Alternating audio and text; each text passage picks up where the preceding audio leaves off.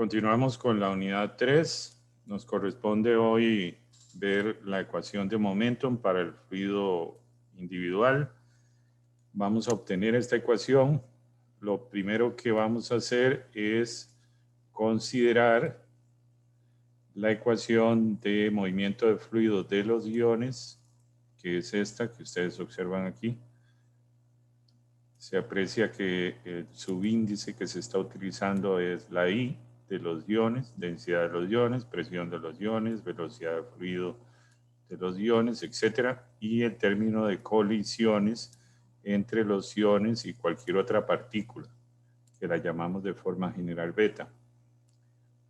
Vamos a considerar también la ecuación de movimiento, ecuación de fluido de los electrones. De igual manera, vean que es idéntica, solamente cambiando los subíndices de la especie.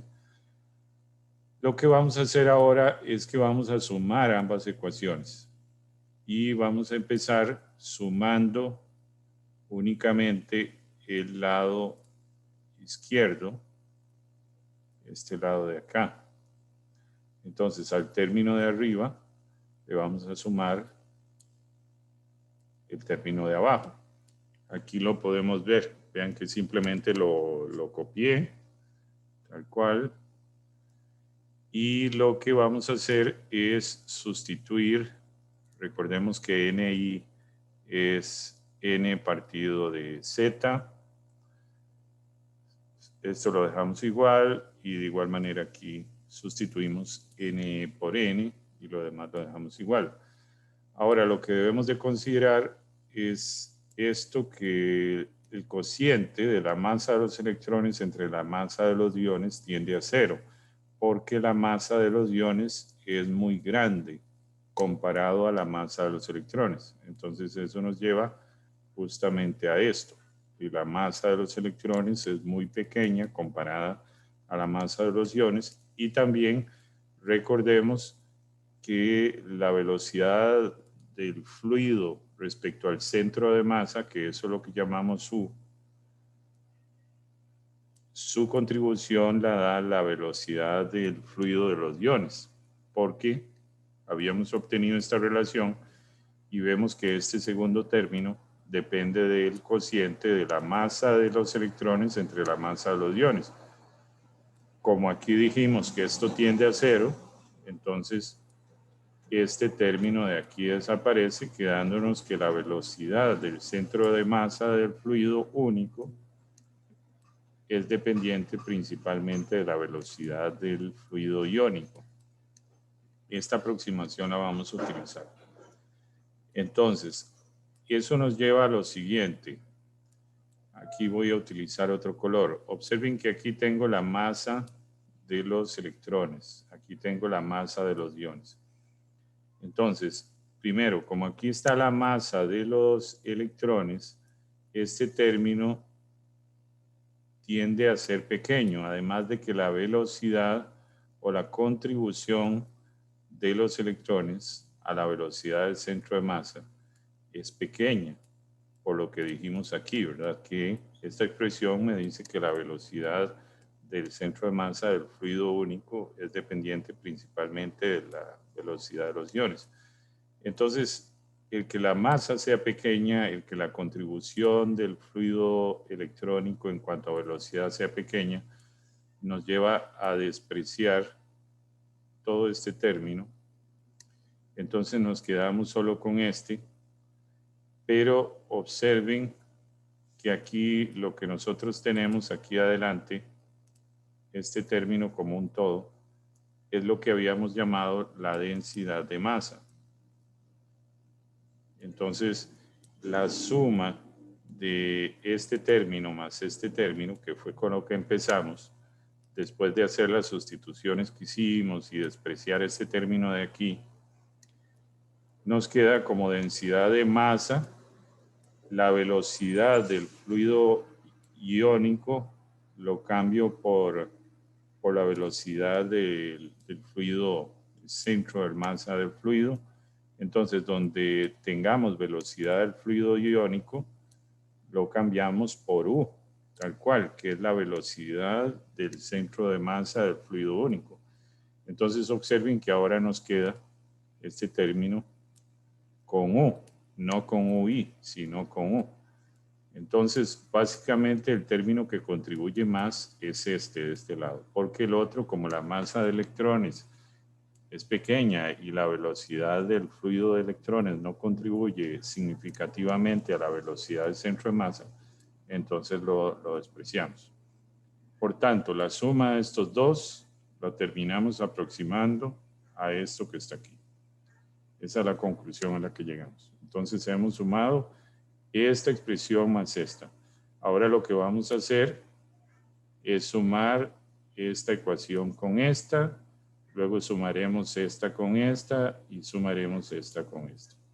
Vamos a ir sumando cada uno de los términos. Eso es lo que vamos a hacer en la siguiente diapositiva. Entonces observen, me devuelvo. Estoy sumando este con este, este con este, este con este. Aquí podemos ver este más este, el gradiente de presión iónica sumado al negativo del gradiente de presión electrónica y los términos colisionales.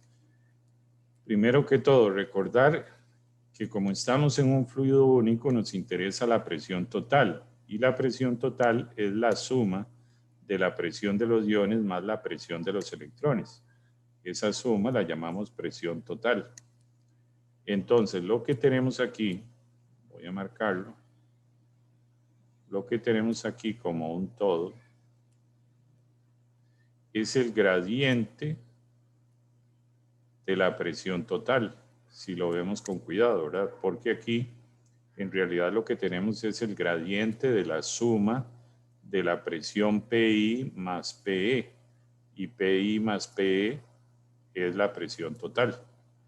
Entonces, esto que está aquí lo sustituimos por el negativo del gradiente de la presión total.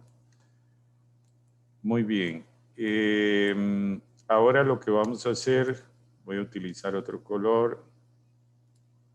Lo que vamos a hacer es que vamos a considerar este término y este término de aquí. Vamos a sumar esos dos.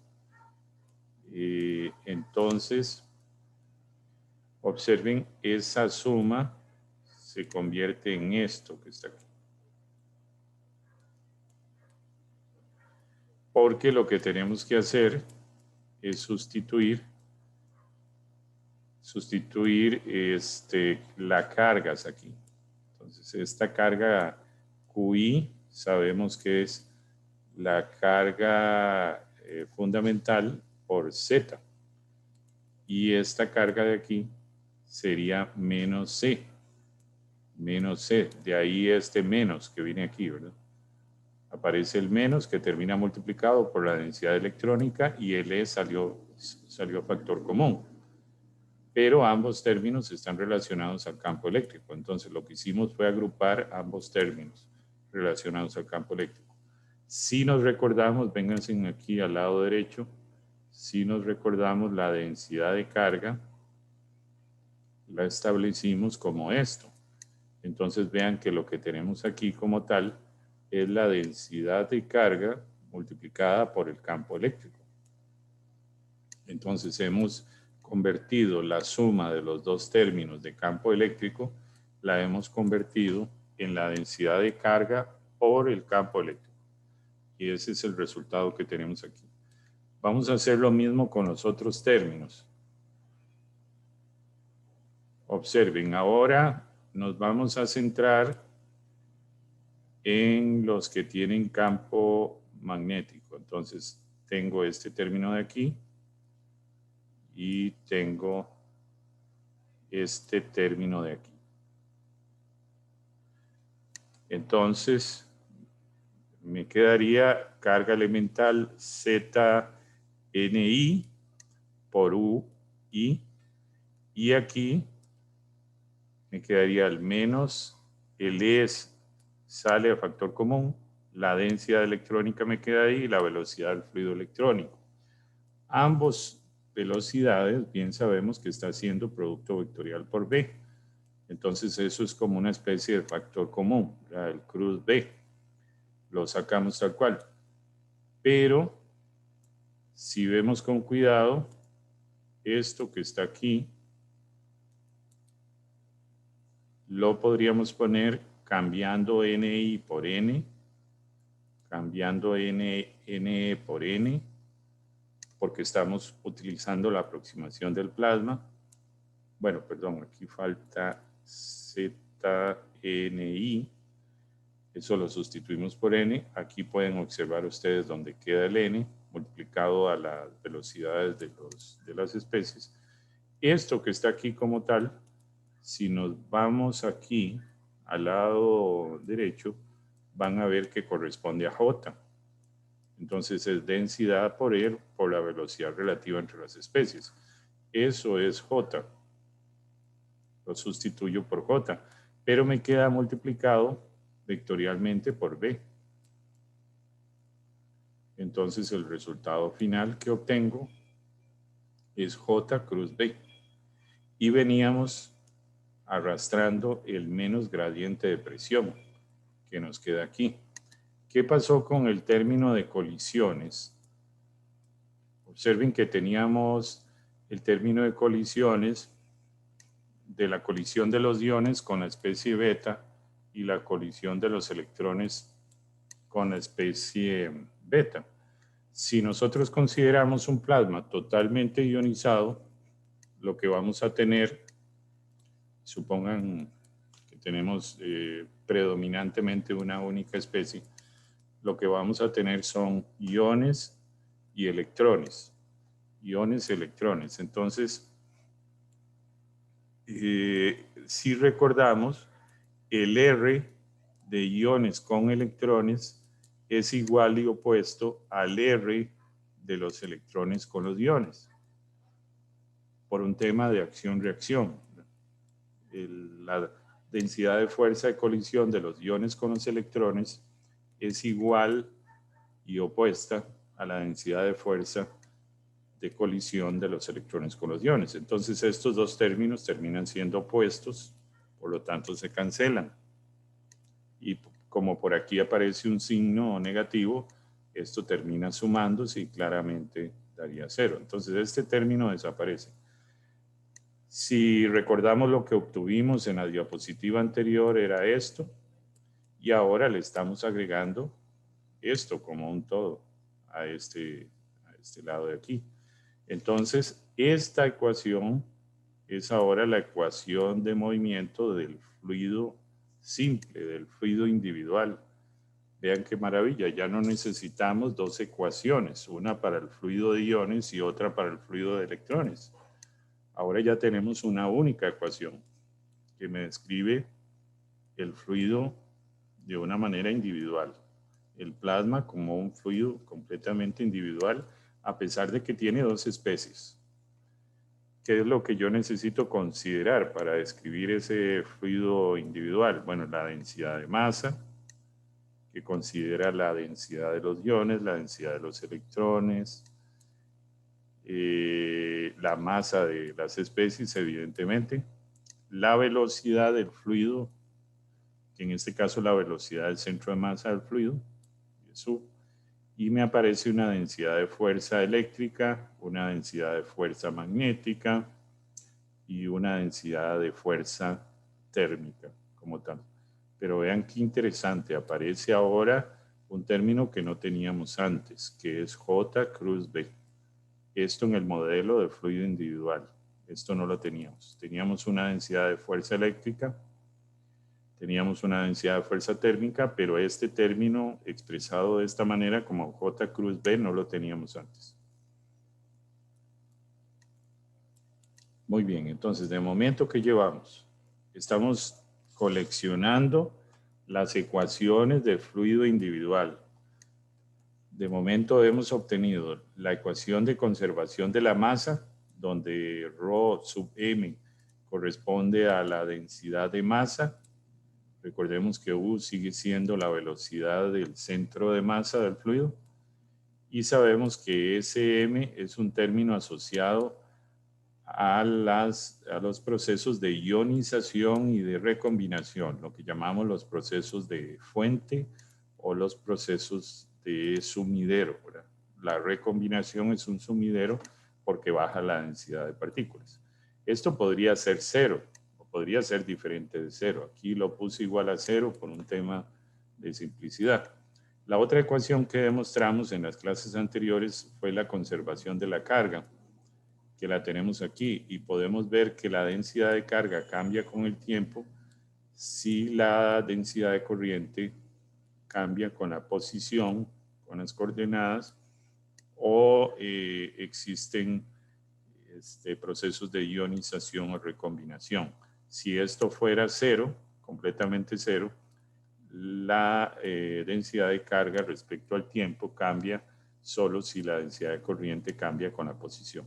Pero entonces aquí tenemos la conservación de la carga, tenemos la conservación de la masa, y la que acabamos de obtener es la ecuación de momentum del fluido individual, donde tenemos el término correspondiente al cambio temporal y espacial y las distintas densidades de fuerza, donde sigo haciendo notar que aquí aparece J cruz B, que antes no lo teníamos, y eso aparece en el modelo de fluido individual. Cuando ustedes vean J cruz B, es que se está usando el modelo de fluido individual. Muy bien, aquí presten mucha atención, necesito que me sigan, porque si no podrían perderse muy fácil. Punto y aparte en relación a lo que dijimos antes. Vamos a tomar la ley de Ampère, que es esta que está aquí. Recordarán ustedes que este término corresponde a la densidad de corriente de cargas libres, y este término de aquí corresponde a la densidad de corriente de desplazamiento. Vamos a, por un tema de simplicidad, considerar que no existe un campo eléctrico cambiando con el tiempo. Entonces la densidad de corriente de desplazamiento se hace 0, completamente 0 este término de aquí. Entonces la ley de Ampère se nos convierte en nabla cruz B igual a mu sub 0 por J. De una manera muy simple, despejamos J, simplemente pasando el mu sub 0 a dividir. Y entonces nos queda esto que está aquí, que J es igual a nabla cruz B partido de mu sub 0. Si nosotros tomamos la ecuación de fluido individual que obtuvimos antes, recordemos que aquí aparece J. Aquí está J. Entonces, sustituyamos J como nabla cruz B partido de mu. Observen, aquí está. Estamos sustituyendo nada más. Vamos de nuevo a considerar que no solo no tenemos campo eléctrico cambiando con el tiempo, sino que del todo no tenemos campo eléctrico. Entonces este término se nos desaparece, lo quitamos. Nos quedamos solo con la densidad de fuerza térmica y la densidad de fuerza magnética. Pero vean que la densidad de fuerza magnética le estamos cambiando la apariencia, porque la densidad de fuerza magnética es J cruz B, pero aquí le estamos cambiando la apariencia a esta expresión más grande, J cruz B partido mu sub 0. Vamos a transformar ese término, la densidad de fuerza magnética, le vamos a dar distintos términos para entender qué significa cada uno. Presten mucha atención a la siguiente diapositiva. Se pueden marear por la cantidad de ecuaciones, pero si ustedes me siguen, no debería ser problema. Observen, el término que voy a tomar para enfatizar es este. Voy a tomar esto, nada más. Solo este, nada más. La siguiente diapositiva solo voy a tomar este término. Muy bien. Entonces, aquí lo tenemos. Este fue el término que les dije que íbamos a tomar. Empezamos a cambiarle un poquito la forma. Saco a factor común 1 partido mu sub 0. Aquí lo tenemos. Me queda nabla cruz B. Perfecto. Si nos acordamos, si yo intercambio el orden de los vectores en un producto vectorial, la diferencia es que tengo que agregar un menos. Eso es todo.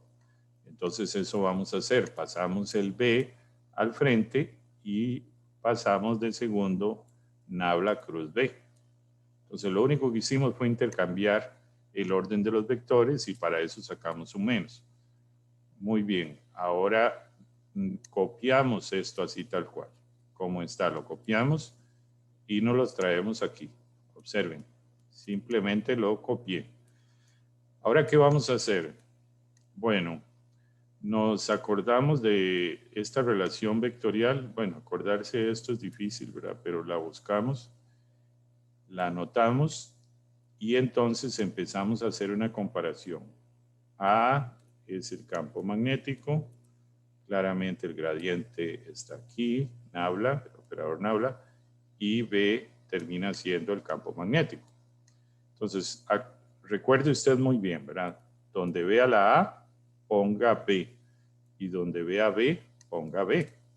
Entonces, A, ponemos B, B, ponemos B, A, ponemos B, B, ponemos B, B, ponemos B, A, ponemos B, B, ponemos B, y A, ponemos A. Muy bien, cambiemos de color. Vean que nos queda B.B, pero B.B es B al cuadrado. Entonces quedaría menos 1 partido mu sub 0, B al cuadrado. Luego, si vemos con cuidado, vamos a ver, tenemos este y tenemos este, que son exactamente iguales. Son B.nabla B. Por tanto, eso me genera 2 veces B.nabla B. 2 veces B.nabla B. ¿Por qué quedó positivo? Bueno, claramente esto sería menos 2 veces B.nabla B. Pero observen que aquí hay otro menos afuera. Y yo lo que estoy haciendo es multiplicando este por este, este por este, este por este y este por este. Entonces, me quedaría 2 veces, pero positivo. Y aquí, este término era negativo, me queda positivo, pero me queda 1 partido mu sub 0 por esto. ¿Qué vamos a hacer ahora? Voy a cambiar de color para que lo podamos ver. Esto no lo vamos a llevar al otro lado, porque si ustedes observan, aquí tengo 1 partido mu sub 0, que es B cruz nabla cruz B, y aquí me está quedando lo mismo, 1 partido mu sub 0, B cruz nabla cruz B. Claro, cuando yo lo pase al otro lado, sería también negativo, y entonces me quedaría 2 veces menos 1 partido mu sub 0, B cruz nabla cruz B, que tiene que ser igual a esto que ya nos había dado, y que tiene que ser igual a esto que ya nos había dado. Entonces, ¿qué es lo que tenemos que hacer ahora? Devuélvanse en arriba, presten atención arriba de la diapositiva. Vean lo que teníamos aquí. Teníamos esto. Andamos buscando una expresión equivalente a esto. A menos 1 partido mu sub 0, B cruz nabla cruz B. Entonces, si vemos esta expresión, para lograr eso mismo, lo único que tendríamos que hacer es pasar el 2 a dividir. Es decir, que me quede un 2 aquí y que me quede un 2 aquí. Agarro este 2, lo paso a dividir, entonces me queda menos un medio, el mu sub 0 abajo, y el nabla B cuadrado. Y este 2 se va con este 2, entonces lo único que me queda es 1 partido mu sub 0, B punto nabla B. Muy bien, me queda eso. Y con eso ya me quedaría menos 1 partido mu sub 0, B cruz nabla cruz B, que es este término de aquí. Observen, aquí lo tenemos.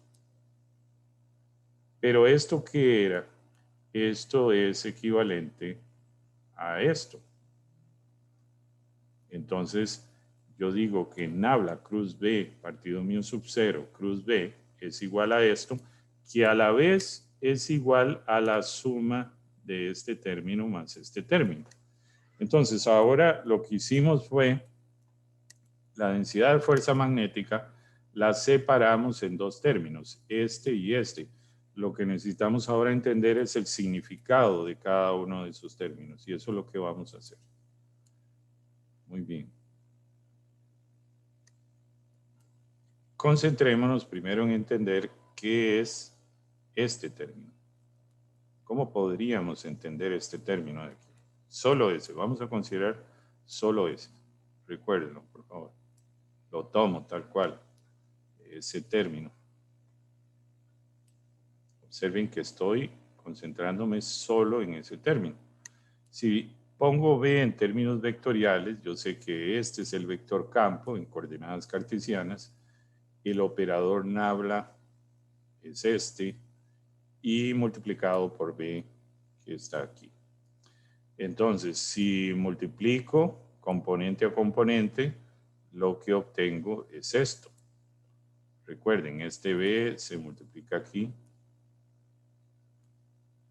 y de igual manera esto se multiplica por cada término y entonces tenemos esto. ¿Qué significa entonces de momento este término? ¿Cómo lo visualizamos? Vean que ese término es magnitud de la componente del campo por el cambio de B en X, magnitud de la componente en Y por el cambio de B en Y, magnitud de la componente de Z por el cambio de Z. Este término, si lo quisiéramos entender todavía más a profundidad, aquí lo vemos desde un punto de vista de componentes y derivadas, pero si lo quisiéramos comprender desde un punto de vista gráfico, veríamos lo siguiente. Aquí lo que yo tengo es una línea de campo que está curva. Voy a pasarme a la siguiente diapositiva para verlo más grande. Esto es una línea de campo curva. Se acordarán que hemos hecho análisis en línea de campo curva. Observen que en este punto, puntualmente, aquí hay un vector que lo voy a llamar vector normal, que es ese vector que apunta hacia el centro del radio de curvatura. Aquí hay un círculo imaginario que tiene un radio R grande C, que es lo que yo llamo el radio de curvatura. Bueno, este vector N techo es ese vector que apunta a lo largo del radio curvatura, que apunta hacia el centro de ese círculo imaginario que corresponde al radio curvatura en este punto. Luego tenemos otro vector, que es el vector completamente perpendicular al vector normal, que es este que está aquí. Entonces tengo dos vectores. Tengo uno que apunta en la dirección del radio de curvatura, hacia el centro del círculo imaginario, y otro que es tangente al círculo, que lo voy a llamar B techo. Lo vamos a definir de esa manera. B techo es el que es tangente y N techo es el que es perpendicular a la tangente. Entonces, si nosotros representáramos este recorrido en una coordenada, en una sola coordenada, podemos llamar a esa coordenada que va a lo largo de la línea de campo, la llamamos S. Esa sería nuestra coordenada. Y claramente, aquí puntualmente, el vector S, que corresponde a la coordenada S, apunta en la dirección de B techo. Ese sería como un vector desplazamiento aquí. Y si yo quiero poner la dirección de S en este punto, sería S en la dirección de B techo. Entonces, si quisiera poner esto en términos de la coordenada S, que es la coordenada a lo largo de la línea de campo, sería, bueno, simple 1 partido mío sub 0. Luego aquí tendría, voy a marcarlo, nabla, pero nabla, si únicamente está la coordenada a lo largo de la línea de campo, nabla solo depende de la coordenada a lo largo de la línea de campo, ¿verdad? Observen que podríamos poner este B como B en la dirección del vector B techo, y este operador nabla sería la derivada respecto a la coordenada S que va a lo largo de la línea de campo en la dirección del vector B techo, donde el vector B techo es el que es tangente a la trayectoria. O sea, tanto nabla como B son paralelos, son vectores paralelos que apuntan ambos en la misma dirección. Entonces, esto daría no más que magnitud de B por la derivada respecto de S, y aquí yo tendría B, donde B es la magnitud de B en la dirección de B techo. Entonces, observen cómo en términos de la coordenada a lo largo de B, este término yo lo pondría de esta manera. Si lo quisiera poner en coordenadas cartesianas X, Y, Z, pues me quedaría así, más extenso. Convenientemente queda muy simple si uno lo pone en términos de la coordenada a lo largo de la línea de campo, queda mucho más simple. Podemos ir adelantando ya que este término guarda una relación con la curvatura de la línea de campo. Y eso es lo que vamos a ir analizando en las siguientes diapositivas. Como un paréntesis, vamos a hacer un paréntesis aquí. Vuelvo a copiar mi ecuación de fluido individual. Recuerden, no estoy considerando densidad de fuerza eléctrica, por eso no aparece la densidad de carga multiplicada por el campo eléctrico. Solo aparece la densidad de fuerza magnética y la densidad de fuerza térmica. Supongamos que tenemos un plasma, como el rayo, donde tengo una condición prácticamente estacionaria, ¿verdad? Donde tengo una condición donde las fuerzas se equilibran. Las fuerzas se equilibran. Al final esto es una sumatoria, en este caso, de densidades de fuerza.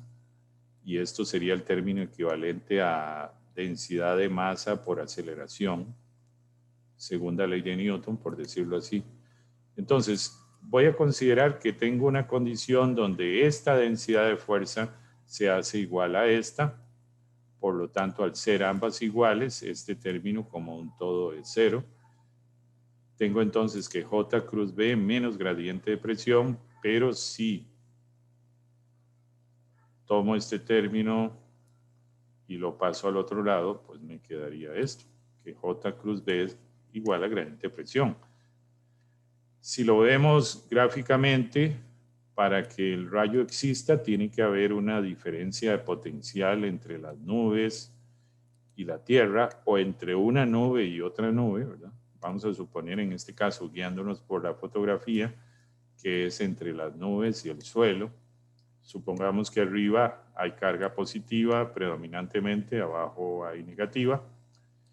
Entonces, vamos a tener una densidad de corriente hacia abajo, una gran densidad de corriente hacia abajo, que está representada por estas líneas naranjas. Pero si ustedes se acuerdan, cualquier corriente induce un campo magnético. Entonces, si usted pone su dedo gordo hacia abajo, en la dirección de la corriente, le quedan los dedos indicando hacia dónde va el campo magnético inducido, que corresponde a estos círculos celestes, ¿verdad? Adicional, en este dibujo, la presión es mayor en el centro del rayo, no en el borde. Por tanto, el vector gradiente de presión apunta hacia el centro del rayo. Pero la fuerza térmica, la densidad de fuerza térmica es el negativo del gradiente de presión, entonces apunta hacia afuera, intenta expandir el plasma, la densidad de fuerza térmica. Pero estamos diciendo que la densidad de fuerza térmica se va a igualar a la densidad de fuerza magnética. Ambas se hacen iguales. La fuerza térmica se hace igual a la fuerza magnética, o la densidad de fuerza magnética se hace igual a la densidad de fuerza térmica. Y entonces, si vemos nosotros con cuidado hacia dónde apunta J cruz B, coloque sus dedos en la dirección de J. J va para abajo. J va hacia abajo completamente y luego desplace sus dedos hacia donde apuntan los vectores de B, celeste. Entonces va a ver cómo el dedo gordo le queda hacia adentro. El dedo gordo quedaría hacia adentro del círculo. Voy a tratar de representarlo aquí en este color que fue el que usé. El dedo gordo quedaría hacia el centro del círculo, siempre hacia el centro. Es decir, J cruz B quedaría hacia el centro del círculo, mientras que la densidad de fuerza térmica queda hacia afuera. Entonces vean que J cruz B es una densidad de fuerza hacia el centro del plasma y menos gradiente de presión es una densidad de fuerza hacia afuera del plasma. Y lo que estamos diciendo es que esas dos fuerzas se hacen iguales, pero son opuestas. Por tanto, la sumatoria de fuerzas total o la sumatoria de densidades de fuerza es cero. Por lo tanto, tenemos una condición de equilibrio. Y por eso es que el plasma termina teniendo la forma de un hilo, como lo vemos en la fotografía. Porque ahí tenemos un equilibrio entre la fuerza o la densidad de fuerza magnética, J cruz B, y la densidad de fuerza térmica, menos gradiente de presión. Ambas son iguales en magnitud, pero son opuestas. Iguales, pero opuestas, y entonces eso me garantiza un equilibrio y por tanto, por eso es que el plasma queda confinado en un hilo, como lo vemos. Con esto usted ya podría, esto sería una tertulia un día que haya mucha rayería, sentados ahí frente a la casa viendo llover y protegiéndose, pero viendo la rayería, ¿verdad? Usted ya tendría capacidad de poder explicar y decir que los rayos tienen esa forma, consecuencia de que fluye una densidad de carga muy grande entre la nube y la Tierra, y esa densidad de carga muy grande induce un campo magnético, y ese campo magnético junto con esa densidad de corriente generan una densidad de fuerza magnética que es opuesta a la densidad de fuerza térmica que intenta expandir el plasma y que por eso el rayo tiene esa forma filamentosa que tiene. O sea, al final lo que se da en un rayo es un confinamiento, tal cual. Estamos teniendo ahí un confinamiento magnético de plasma en forma natural. En un plasma natural estamos teniendo un confinamiento magnético de plasma. Y eso lo podemos explicar gracias al modelo de fluido individual, que es el que tenemos aquí. Los invito, cuando se dé la oportunidad, a ir al laboratorio de plasmas y fijarse en la fachada del edificio que apunta hacia el sur. Ustedes van a poder observar esta ecuación. La ecuación J cruz B gradiente de presión. ¿Por qué es tan importante esta ecuación? Bueno, porque esa es la ecuación que me garantiza un equilibrio entre la densidad de fuerza térmica y la densidad de fuerza magnética. Es esa ecuación la que me garantiza un confinamiento magnético de un plasma. Si yo quiero atrapar un plasma, lo básico que tengo que lograr desde el punto de vista del modelo de fluido es que J cruz B sea igual a gradiente de presión. Es lo mínimo que tengo que garantizar para lograr un confinamiento magnético, y como el confinamiento magnético es el método predominante para buscar la fusión nuclear, esta se vuelve una ecuación fundamental. Y esto se vuelve una ecuación fundamental si usted quiere describir los plasmas del Sol, los plasmas en agujeros negros, en distintos cuerpos celestes, ¿verdad? Es fundamental esta ecuación, que se basa en el modelo de fluido.